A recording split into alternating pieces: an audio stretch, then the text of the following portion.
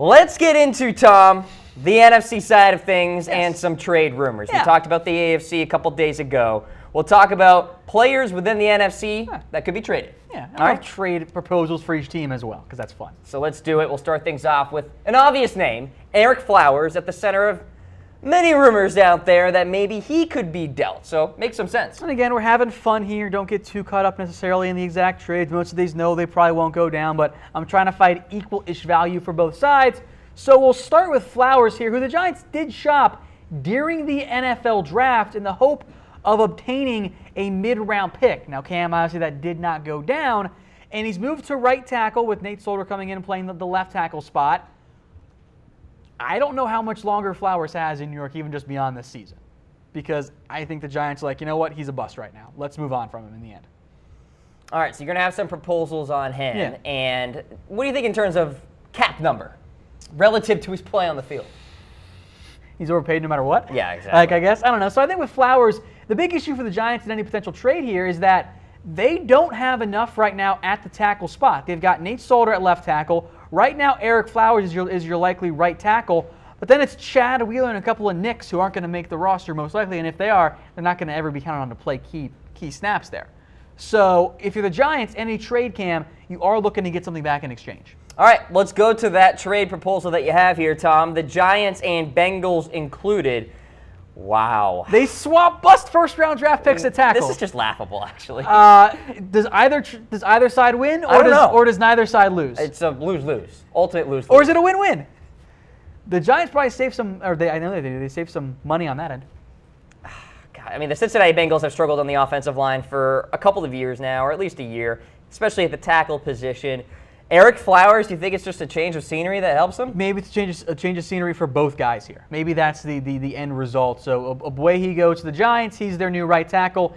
Ereck Flowers goes to Cincy, and he competes for a role at the right tackle spot alongside Jake Fisher and Bobby Hart, also a former Giants player. Go figure there, because the Giants didn't want Bobby Hart, and the Bengals picked him up for no good reason.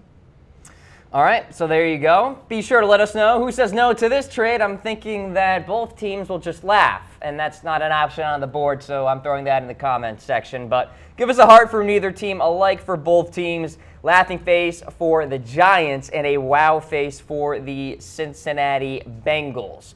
All right, let's get to the next name on the list. We'll go division by division, so we're in the NFC East right now. Rob Kelley of the Washington Redskins. Somebody is going to be the odd man out on that depth chart when you have the likes of, well, obviously Darius Geis, the second-round selection from this past year, Chris Thompson, Samaje Perine. Maybe it's time for Kelley. There's no more room in the inn for Kelley. I think Perine's going to be the number 3 back behind Darius Geis, who we'll talk more about later on in the show about him starting as well, so stay tuned for that. Chris Thompson, a guy that I also like quite a bit, but Kelley doesn't seem to have a spot unless the Redskins want him to be a number 4 back, and he's very cheap, so money's not an issue there. But I don't know in the end if number 4 back is something the Redskins need to have on the roster. They don't need him. Like, No. they can trade him for something potentially. And again, you look at the depth chart there. Capri Bibbs, if you want a 4th back, he can also play that role and be more of a more scat back than Rob Kelley brings to you. So I did find a taker for Rob Kelley, but again, halfbacks, they're not going to go for very much on the open market. And so, very indicative of your trade here, Tom. Saints, Redskins, 7th-round pick for Washington. The Saints get Rob Kelley. This is we forgot that Terrence West is not a good halfback. That's what this trade is. This is a training camp trade. They get more depth at halfback to help replace Mark Ingram for those 4 games that he's out. The Redskins get something back for Kelley, and he gets to kind of go back home since he did go to Tulane camp. So they got something back on that. So no Adrian Peterson to New Orleans. No, I don't think that one's going to happen there. That's done. Okay. All right, so Saints get Kelley. Washington Redskins get a 7th-round selection there. Be sure to hit us up in the reaction poll in regards to this proposal that Tom has mustered together in his trade machine. It's not much. You don't get much for Rob Kelley, but you're not going to. And the Saints don't give up very much in the ante either. So, all right, let's go to the Philadelphia Eagles and Nick Foles perhaps being dealt. Look, there were some rumors out there a few months ago, but the Eagles never got the treasure chest they were looking for. No, and there was the conflicting reports on whether or not the Browns offered a 2nd-round pick, and if it was because Nick Foles said no or because the Eagles said no themselves. But I thought about a Ronald Darby, a Wendell Smallwood, but you had to throw Nick Foles up there, right, Cam? Yeah. Like, he's the obvious guy there, especially if Carson Wentz is good to go for the start of the NFL season. If that's the case, you could definitely see Nick Foles get flipped, especially, Cam, if somebody gets hurt. Now, maybe you don't get a true Sam Bradford type trade value back in exchange, but I do think you could get somebody back or a pick back that's good and valuable. Maybe you can tack some conditions on it as well. All right, so Nick Foles, obviously a Super Bowl victor from Super Bowl 52, taking the Eagles to the promised land for that end stretch of the season following Carson Wentz's injury. Wentz is expected to be good for Week 1 of the NFL season. Eagles like Nate Sudfeld as well. They do. So let's take a look at your trade proposal here, Tom, with Jacksonville involved. This is the Blake Bortles gets hurt, and we really don't want to play Cody Kessler or Tanner Lee because we're intelligent football people. Trade. That's what that was. That's what that trade is. And, again, it's injury dependent like almost all these quarterback trades are, I guess, in the end. The condition is that if Jacksonville makes the playoffs, it could become a first-round pick. How's that, fair? Sure. That's fair. And if not, they become a second-round selection. And, frankly, Cam, I think there's an argument that Nick Foles is better than Blake Bortles anyway. I would probably agree with that. Like, is Jacksonville a better team with Nick Foles starting than Blake? Yes. Blake Bortles facts on Twitter might not like that, but I think it kind of makes some sense. So you give up let's just say, a early second, late first round pick here. Eagles get something of value back for a player they're going to lose in free agency next year, you would assume, or at least void the contract. They get something back for him. The Jags get a reliable quarterback that, with a really good defense and a strong offense, and a strong ground game and players around side of him. We've never heard that before. Kind of sounds like how the Eagles won their Super Bowl, right, Cam? So I think it makes sense. I don't think so. Imagine Nick Foles wins back-to-back Super Bowls with different teams. Oh, my God. How glorious would that be? We'd have to go back into the NFL encyclopedia the last time a quarterback has won back-to-back Super Bowls with different teams. That'd be a great stat to find out. I don't think it's happened. I don't think it's happened either. I can't imagine a quarterback doing that. All right, who says no for the Nick Foles for second-rounder trade? Neither team, both teams, got the Eagles and the Jaguars involved here. Maybe Philly says no because they really want a lot for Nick Foles. Maybe Nick Foles gets traded. And look, having a good backup quarterback is very valuable in the NFL. Yeah. Maybe it's a second and third because that's what A.J. McCarron almost went for. What a terrible trade that the Browns got lucky they avoided. Oh, all right, anyway, I'm done. All right, let's talk about the Dallas Cowboys. Perhaps Charles Tapper could be on the move. I know a lot of Cowboys fans out there want Terrence Williams dealt or Chaz Green dealt. I don't think Chaz is just going to get cut. So there you go, Cowboys fans. I get that some of you want T. Will dealt. Who wants a receiver coming off a 0-touchdown season, has a fair but not cheap contract that the Cowboys can't cut, by the way, because of the way it's structured, and a player coming off a broken foot that is going to be out until at least the start of training camp, and has a recent arrest for a public intoxication that was basically a DUI charge. Sounds like bad. No one wants that. So instead, how about a former fourth-round pick out of Oklahoma and Charles Tapper, who hasn't played much at all because of injuries, but in 2 games does have 1 sack. So you keep that up for a 16-game season, boom, 8 sacks. That's how that works. Correct, Cam? Okay, yeah, That's how it works, right?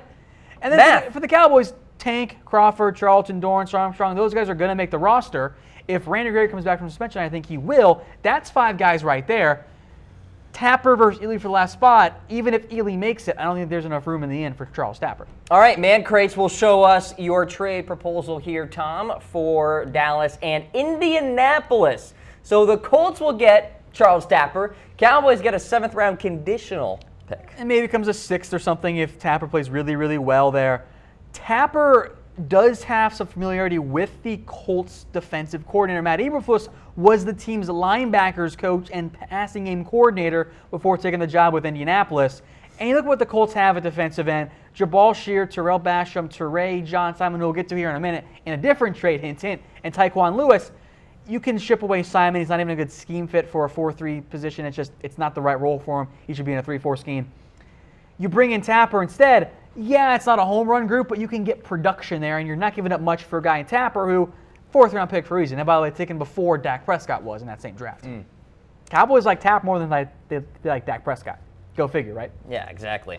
All right, Cowboys, Colts, maybe a trade goes down there with Indianapolis getting Charles Tapper.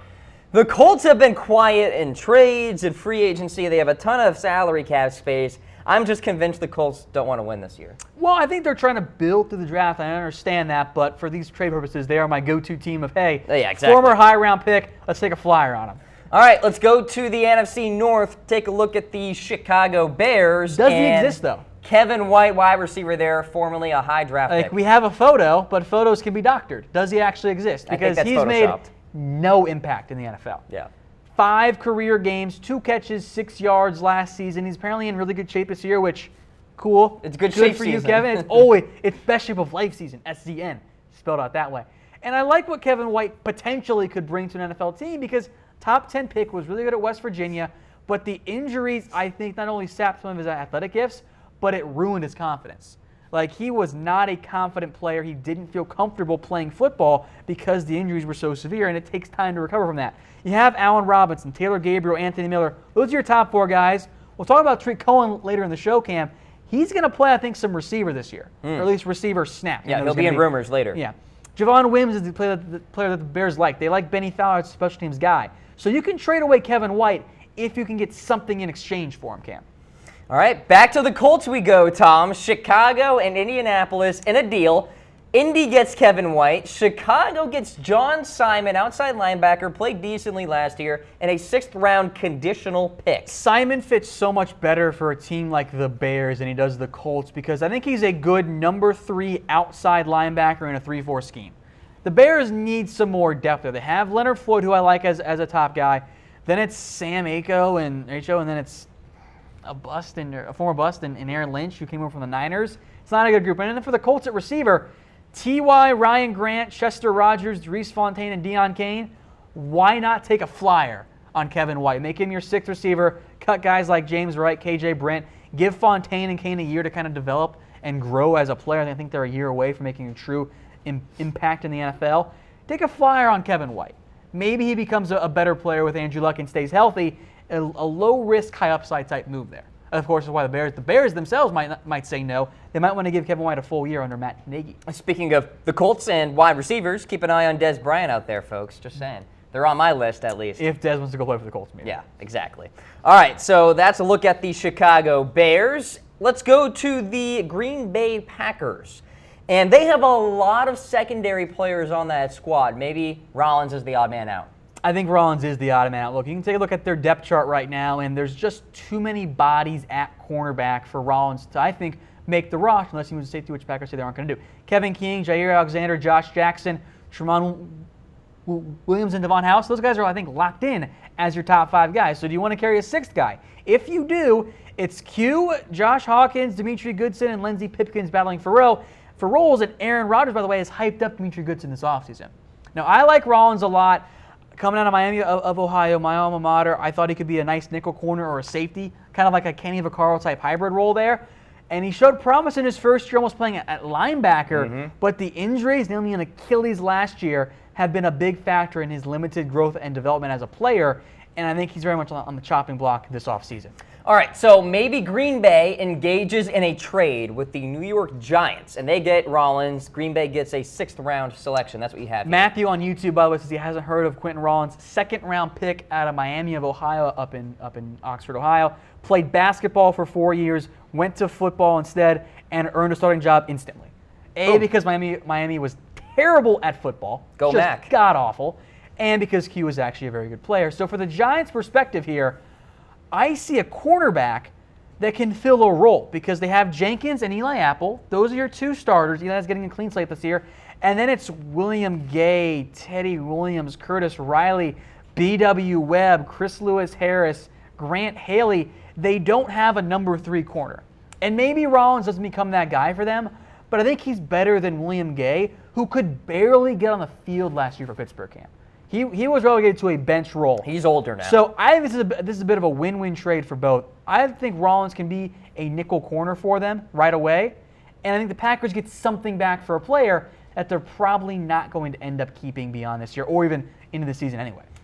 You know, Tom, the NFL usually doesn't have these crazy headliner-breaking type of trades. It's just not the same as like the NBA. This is a trade I could see happening because the Green Bay Packers get the likes of Alexander and Jackson via the draft, address the secondary. When you have a plethora of players in that back end, why not trade away somebody that you just are overflowing with, like a Q, and send them away? This is a classic right before 53-man roster cuts trade, and that's when you'll see some deals go down. Now, it's not going to be the big-name guys. That's just not how the NFL works, but you'll see some lesser trades go around. I think last Packers, for example, shipped off Brian Price for a 7th-round pick to Dallas. There are some players who will be dealt around then, and we'll keep you covered throughout the offseason then. All right, let's go to Detroit, Tom. Take a look at Amir Abdullah, running back with the Lions. When they took Kerryon Johnson, I thought, oh, I'm going to be right. They're going to have traded Amir Abdullah, and they never actually did it. But I still think he is a prime trade candidate for Detroit. They brought in LeGarrette Blount. They brought in Kerryon Johnson. There are 2 guys there. They have Theo Riddick still as, I think, their go-to slot and 3rd down back, all that kind of stuff, split out wide, that dynamic player.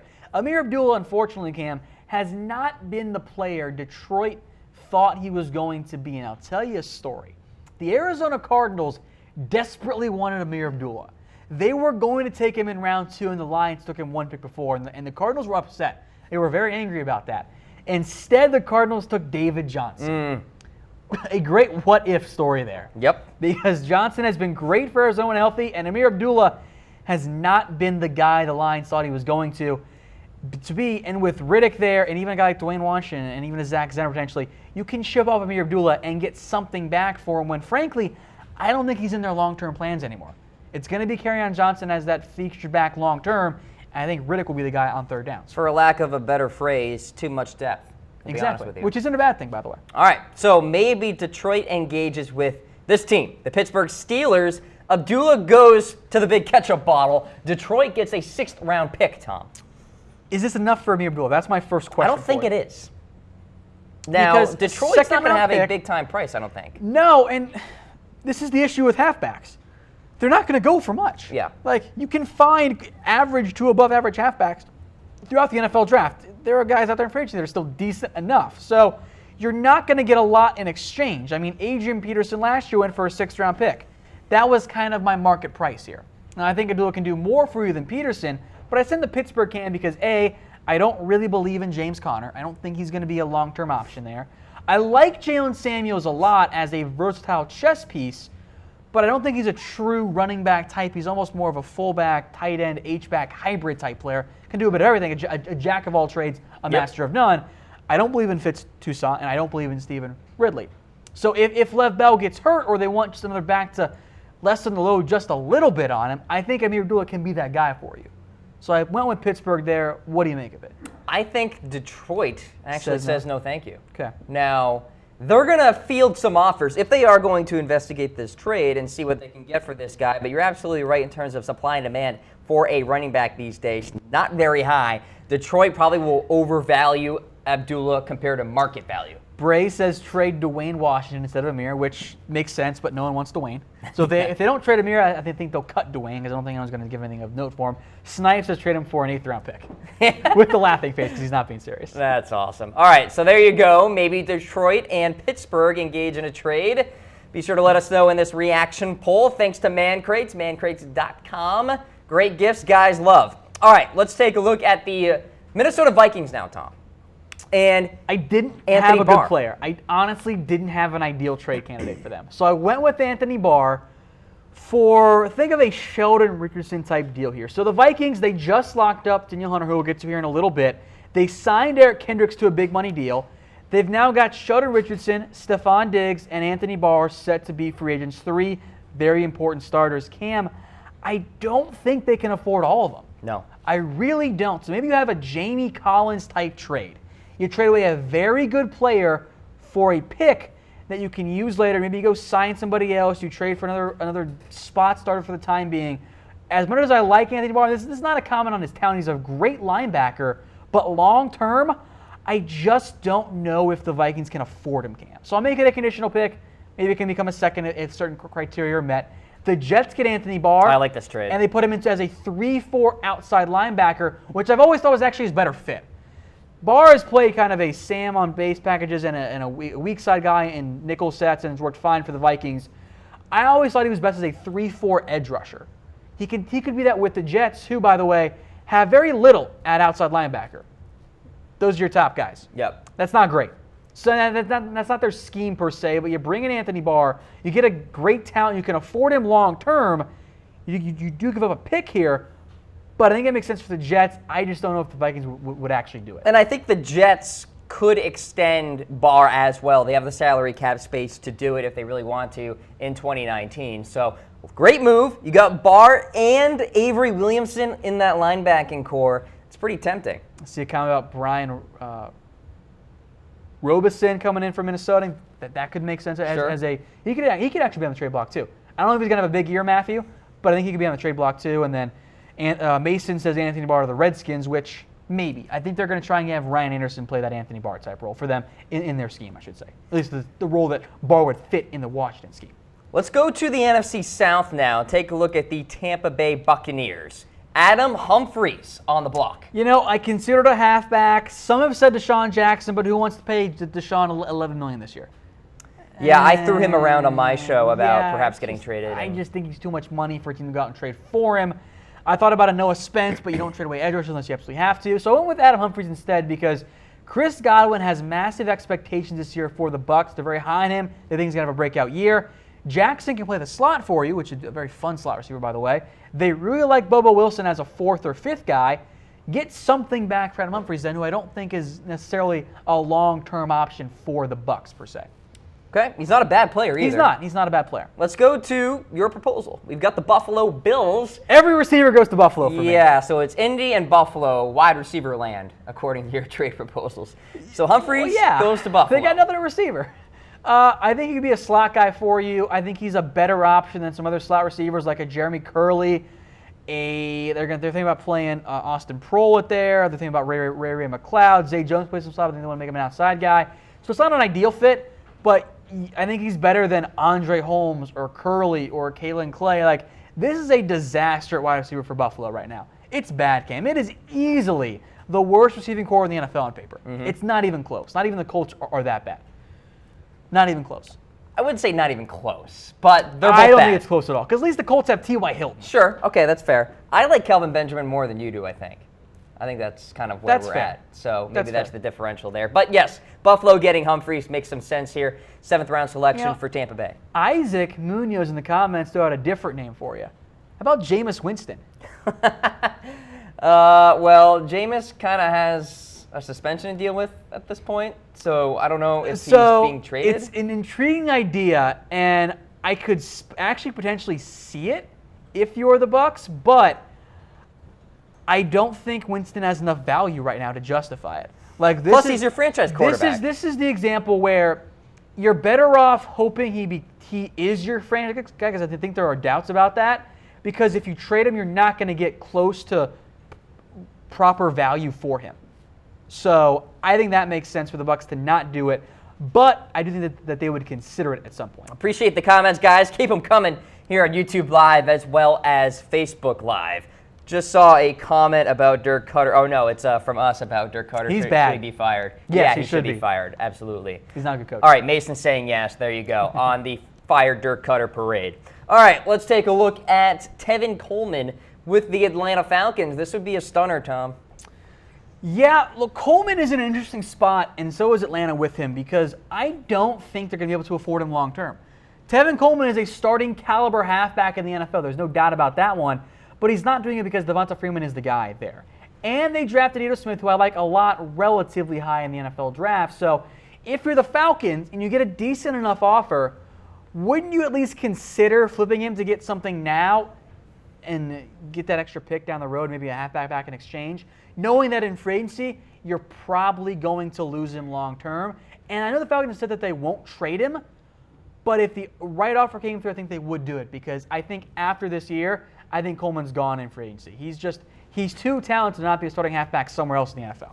And you think a desperate team will try to get him? Maybe not even a desperate team. Maybe a team trying to get ahead of the game in free agency. Get him in now, and then have him for the future as well. Okay, so let's go to the trade proposal here. We've got the Oakland Raiders involved, and it's an interesting backfield as we stand with the likes of Doug Martin. I am very curious what people in the comment section did, because this was, I thought, one of my maybe not more outlandish, but more unusual ones. Like, just a little bit more out there, a little bit more creative in the end for this trade. So the Raiders have a bit of a glut at halfback, Cam, because they have Marshawn Lynch. They have Doug Martin, who was not good the last 2 years. I'm sure the Bucs fans in the comment section can agree with me on that one. They have Jalen Richard. They have DeAndre Washington. But are any of those guys actually the long-term option No. for them at halfback? They're No. not. Lynch is in the last year of his deal. So why don't you trade away one of those scat backs? We'll use Washington here. You can do whatever you want with Doug Martin. I don't think he's an option for them long-term. I just don't think he's any good anymore. And then you have Lynch and Coleman be your kind of hybrid backfield for now. Lynch can be your first and second down guy, limit him to about 20 touches at most per game, and kind of your road grader at the end of games. Tevin Coleman gets the other half of your snaps. Rashard can get a handful, maybe Doug Martin if you want him to. You can practice squad Chris Warren if you really want. And then you re-sign Coleman long-term after this year, and you say goodbye to Marshall Lynch in free agency after his contract's up. And you only give up a fifth-round pick to do so. Maybe it's a conditional fourth if you re-sign him so the Falcons get what they could get back in free agency, or in the compensatory draft picks. And let's not ignore what John Gruden can do. He can do Yeah. whatever the heck he wants. Exactly. So if he's planning for the future, maybe he makes a trade like this, gets a Tevin Coleman. I mean, people forget you had to pry out Marshawn Lynch from retirement not too long ago. So I see some comments here as well. Mike says Coleman to the Colts. Can you get a third or a fourth round pick? Maybe, but they just spent back-to-back fourths on Marlon Mack and Nyheim Hines. Not a terrible idea there. Some say the Broncos. I could kind of see that one, but I think they're going to go with Royce Freeman. They like him a They just lot. spent a third round pick on what you're right. They did cut C.J. Anderson. I kind of consider those guys, but the Raiders were like, oh, this actually could work out. And I don't know with Oakland because I could see next year in free agency, Oakland actually making a play for Tevin Coleman. So why not get a year ahead? All right, got a question, by the Just way. some of my crazy ideas. Who do you guys think will win Rookie of the Year? We have that coming up later on in the show, actually. Oh, we do? Saquon Barkley. Oh, Yeah. okay. There you go. We do have it coming up later in the show, though. Yeah, we do. Okay. You guys are watching NFL Daily, presented by Man Crates. Cam Rogers with you, alongside Tom Downey. Keep hitting us up in the comments section. We'll answer what you guys have to say. Let's take a look at the Saints, and we've got Kikala here. Hioli Kaka. They have tried to trade him since before the NFL deadline last year. They have been desperate to move him because he's just not really an ideal fit anymore. I think he is best in a 3-4 scheme as an outside linebacker. He's a little bit too small to be a 4-3 defensive end, and he's not good enough in coverage to be a 3-4 or a 4-3 outside linebacker as a Sam, I don't think. So the Saints want to trade him. I don't think you would get much for him in exchange, though, Cam, but the good news is there are quite a few teams out there that fit that 3-4 mold that can be a good fit for him long term. And? I have a trade offer for you. And All I right. think it actually makes a lot of sense for both sides if the Saints are willing to move him for less than they took him as a round 2 player coming out of Washington. Maybe the Chicago Bears make this deal. 7th-round conditional pick in exchange for him. You can make it 6 if he plays really well, but I don't think he's worth enough. I think he's actually very much on the trade block right now, or the roster bubble, I should say. I guess he's on both there in the end. The Bears, as we mentioned earlier, Cam, they need more help at 3-4 outside linebacker. I think it's actually one of their only potentially major holes on the roster. They're very young and some upside there, but I look at the edge spot and I see Leonard Floyd, who I like, and then I see Aaron Lynch and Sam Ako and Kylie Fitz, the rookie out of Utah, and Isaiah Irving, who they like, but is an undrafted free agent who I don't trust long term. They need one more guy. I mean, maybe Kikaha isn't that guy, but it's worth a flyer for a late round selection. One potential cause of concern, though, for the Bears is they did already move their 2nd round pick next year. So they are a little bit thin overall when it comes to future draft selections. So that could be an issue there for the Bears and the Saints in a potential trade. All right, let's go to the next name on the list here. We've got Captain Munnerlyn, cornerback with the Carolina Panthers. I wasn't sure what to do with Carolina either because I didn't see it really obvious. Oh, they could trade this guy. I almost went, Cam, with a trade proposal made by USA Today, which was Curtis Samuel for Trey Flowers of the Patriots. But that was really dumb. And I was going to do it to make fun of them. I said, now we'll do an actual real trade there. Producer Harris hates it because why on earth would anyone do that? Anyway, Munnerlyn, I think, can still be a reliable nickel corner in the NFL, but he's not the same guy he once was, Cam. He's getting up there in age. He's not overly expensive, but he's not exactly cheap anymore either. And you look at what the Panthers have at cornerback. I think that they would be better off moving on from Munnerlyn. Bradbury's your number 1. Seymour they like quite a bit for maybe some reason. Conker can play the nickel role. Dante Jackson I think is best as a nickel cornerback. I am a big fan of Corn Elder. He is a nickel corner. I just think if you can find a trade partner for Munnerlyn, it makes some sense for you. And I think there are some teams out there that would at least consider bringing on Munnerlyn, even though he's maybe a little bit pricey there. All right, let's take a look at the trade proposal. We've got the New York Giants sending over a 6th-round pick to the Panthers. And the Giants, I think, could make some sense there for you. I think that with the Giants, again, kind of like what we mentioned earlier on in the show, they just don't have enough at nickel cornerback. They need somebody else there to have it make sense for you. I also consider the Bills here as well as a potential fit. But with the Giants, they need a nickel corner, and Dave Gettleman is at least somewhat familiar with Captain Munnerlyn from his original time in Carolina. All right, so you talked about the Giants earlier in the show, Tom, at perhaps addressing the cornerback position. Cornerback number 3, more particularly. Right? Yeah, and I think that Munnerlyn can be that guy for New York. So I kind of double dip there at nickel corner, but I think it's a big need for the Giants. And I do want to quickly go back here, by the way, to the Bears trade. And I see Matthew says that the Bears have Jarrell Freeman and Roquan Smith. They're good. Yes, they have Roquan Smith. He's an inside linebacker. That's different than the outside linebacker role. And as for Jarrell Freeman, they cut him. So they don't have him either. Okay, so different position there for outside versus inside linebacker. Kikau would be an outside backer. Keep those questions coming, those comments in YouTube Live. You guys are watching NFL Daily presented by Man Crates. Do you know an awesome guy who needs a gift? My birthday's coming up, just saying. At Man Crates, gifts are carefully curated like a museum, but actually exciting. They've got personalized barware, jerky grams, and project kits designed to delight any guy. Mancrates.com. Awesome gifts guys love. Bringing you today's NFL Daily, July 9th, Cam Rogers' birthday. Get it done.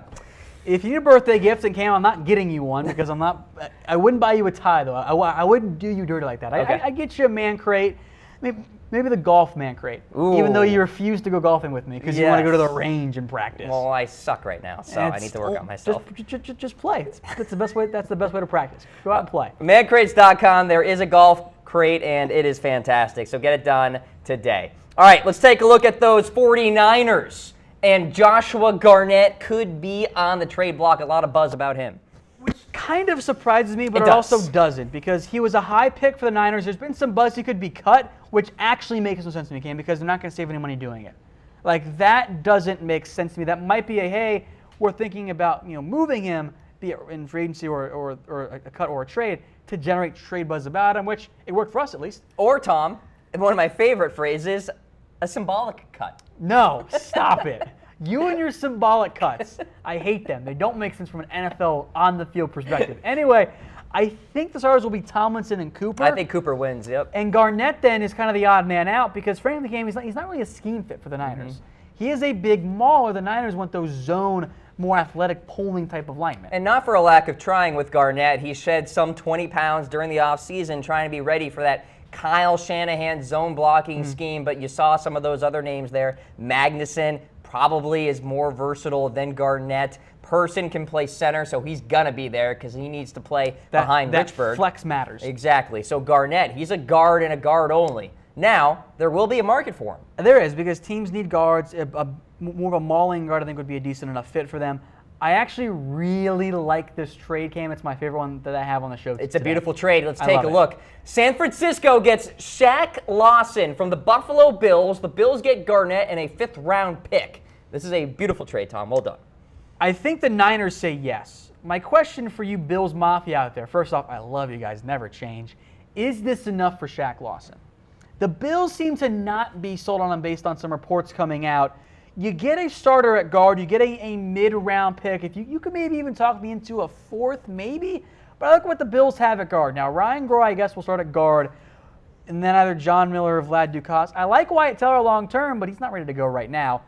The other point I want to make here is you bring in Garnett, you don't have to start Russell Bodine at center. You play Groh there instead. You're way better off. Because Bodine is a disaster. He's just not. He is bad at football. There's no, every year he's played for the Bengals. Disaster. Terrible player. So you bring him in, you're kind of getting 2 birds stoned at once. You're filling 2 holes. You fill a hole at center and you fill a hole at guard. I think it makes sense for the Bills' perspective. I think it's a great trade. I like it a lot for the Niners. All right, so you solidify that hole at edge rusher for the Niners too. The Niners need a lot of pass rushing ability right now, no doubt about it. All right, so there you go. Potential trade that could go down with the 49ers. We will get to the Seahawks as well, and I'm sure you're all wondering, is it going to be Earl Thomas? You're going to have to wait. Here's a word from Man Crates. Man Crates, awesome gifts for men in real wooden crates. wrapped in a cocoon of duct tape, or housed in ammo cans that are virtually indestructible. Some gifts he'll get to assemble himself. Some gifts you'll beg him to share. And some gifts are sealed inside layers of rock-solid concrete. Gifts guys love, from grilling gear to old-school video games and more. Man Crates. Awesome gifts for men. But of course, it's Earl Thomas, it is. Tom. Of course it is. Who else? Maybe to Dallas. I want to respond to 2 quick questions here. Isaac says, what about Jimmy Ward? He was my next guy for the Niners. Yeah, that's actually a good question there. Ward's too expensive, though. I saw one about Zach Ingram on Facebook about the Lions as an option for Josh Garnett. I don't think so because they drafted Frank Ragnow. Graham Gaskell is going to be your guard. So they're actually okay there. So for Earl Thomas now.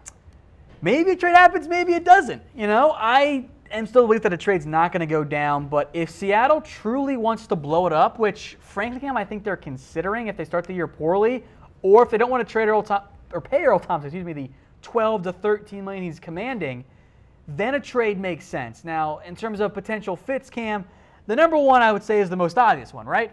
It's the Cowboys. Earl Thomas talked to Jason Garrett about going to play for them, says come get me if you can. The Cowboys in Seattle had trade talks, but my issue is that we've done other Earl Thomas trade talks in the past on NFL Daily, and I've never been able to find the proper value for him because Cowboys fans say that they're giving up too much, and I know Seattle fans think they're giving up too little.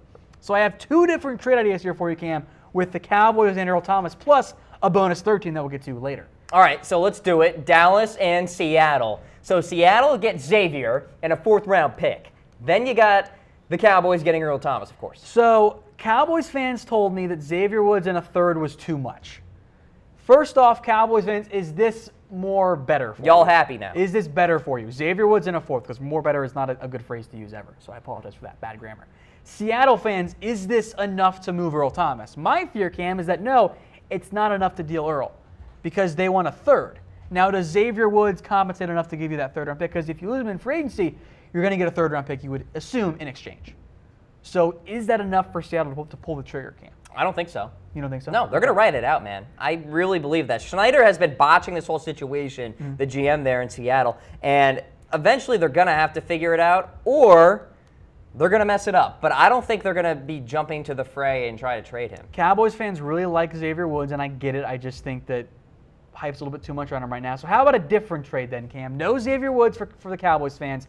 Instead, it's just a 2nd-round selection. That's it. Is that enough for you if you are John Schneider? And Seahawks fans, let me know in the comment section as well. I think that is enough because you are Schneider, and you're saying to yourself eventually, I'm going to lose this guy. Like, he's going to walk into free agency and sign at his will with maybe the Dallas Cowboys. Get a 2nd-round pick, and you're stealing, honestly, Tom. The Cowboys in Seattle had talks about a 2nd-rounder this year, and had Connor Williams not been on the board, that trade might have actually gone down. I don't know if Seattle would have said it, but the Cowboys are going to offer it, but they wanted Williams. They like him a lot. They needed another guard out there. So Seattle fans, let me know. I see Dre saying he wants at least a 2nd-rounder. Is that enough to get Earl Thomas? I think that maybe it is, but if I'm the Cowboys team, I'm also at least thinking about this. That could be a top 40 pick. If there are injuries, that's a lot to give up Earl Thomas when you don't have anything to show for in terms of on-the-field results. So maybe you prefer a conditional, but I don't think Seattle would want that condition, so that's just a concern for me if I'm the Cowboys. But doesn't mean the Cowboys can offer the most, though, Cam. I've got another team I think could actually offer just Part as much. 3. Yeah, part 3 here. How about the Houston Texans? Ooh, this is tempting. Because Seattle actually, the Texans actually have 2 2nd-round picks, their own and Seattle's. So what if you give Seattle their own 2nd-round pick, or Houston 2nd, the higher of either? Well, you heard the news about Andre Hall, too. Which is terrible news. I think news. it's awful, and now you maybe insert Earl Thomas. He can be that guy to kind of teach a Justin Reed, who they got in the 3rd round in this past draft. Kareem Jackson, probably going to play a little slot corner as well. He's more of a versatile guy. They're going to move him to free safety, at least for now. Matthew will play the strong safety, and then Justin Reed, I think, is a year away. I am intrigued by it for this year, but what concerns me the most about this potential trade here, Cam, is that Houston likes Justin Reed. Do they need Earl Thomas long term? He gets to go home, I guess, to the state of Texas to an extent, even though it's not quite Dallas for him. Houston has the money to pull it off. But at the same time, Cam, they should probably use that 2nd rounder for offensive line help because, man, do they need it. Yeah, I think it'd be giving up a lot and not addressing It's your fun number though. one need. All of a sudden, that secondary is awesome. Earl for Thomas sure. and the Honey Badger on the same team. That's lockdown Jonathan right Joseph, there, man. still a good veteran there at corner as well. So, Okay. I'll give him some I'll credit. give you that one, I guess. Thank you. All right. I'm not saying Kareem Jackson's good or anything. Fair. All right, let's talk about the Rams. Dominique Easley, well, when you're behind Ndamukong Suh and Aaron Donald. And Michael Brockers. Yeah, exactly. And they have a bunch of draft picks on that defensive line. So the Rams really don't need Easley. Now, he's very cheap, but there's been some buzz out of LA that he is on the roster bubble. Maybe you can find a trade partner for a former first-round pick. Look, I think the Rams, it's not a bunch of, well-known names, but Wes Brooks, John Franklin Myers, Tanzil Smart, Justin Lawler, those are all draft picks. That's a lot of bodies up front for a team that has already great talent up top. So maybe you can get something back for Easley and keep building at the bottom of the roster because you're going to need it when you got to pay a lot of big-name guys big money. You have to go cheap elsewhere. So, Cam, how about the Lions for a sixth-round pick? Interesting. Sixth-round conditional pick. I like it. Maybe becomes a fifth if you want to go that route there. So, with the Lions, I love Ashawn up front. Han has some upside as a DT/defensive end. Sylvester's a run clogger. I'm not a big Jeremiah Ledbetter fan necessarily. I look at the Lions roster up front on the defensive line. I don't see a three technique type, a disruptive defensive tackle. When healthy, which is a big if for Easley, Yep. he can be that guy. There is some familiarity there with Matt Patricia as the head coach from the time in New England together. I think it could make some sense. I think they need more athleticism up there, too. I like it a lot for the Lions. And if the Rams are going to say goodbye to Easley, get a sixth-round pick for him. It's not that much to give up. So I like this trade a lot, actually, for Detroit.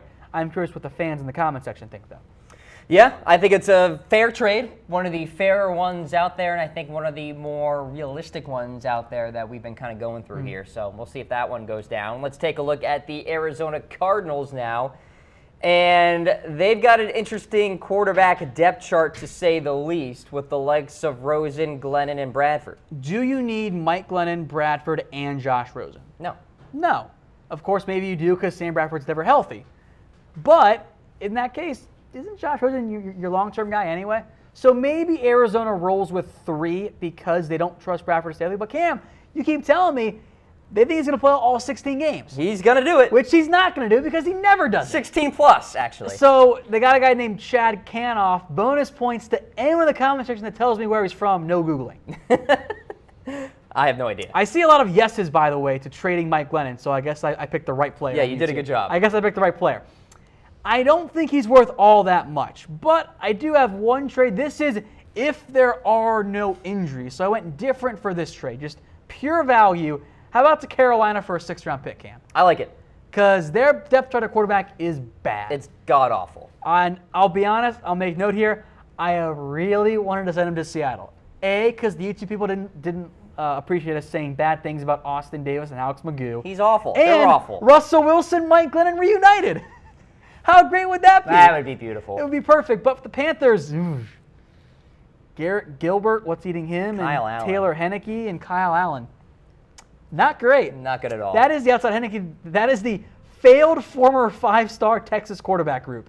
Garrett Gilbert and Kyle Allen right there. Boom. That's what that is. So bring in Mike Glennon. He goes, I guess, back home-ish to the Carolinas, and he's a decent enough back. Even though he's maybe not the best scheme fit, but only a 6th-round pick. I don't mind it. Does he get a chance in the NFL again, Mike Glennon? As a starter? I don't think so. It's all over. I really don't think so. All right. I just don't see how you could do that for him.